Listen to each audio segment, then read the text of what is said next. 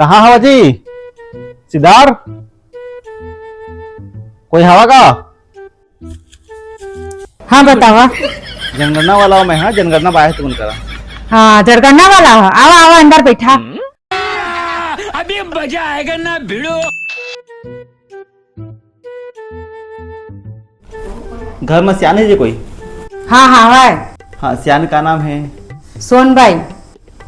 हाँ, घर है लेंटर वाला धन माटी के? माटी के साहब, माटी के हमार घर है।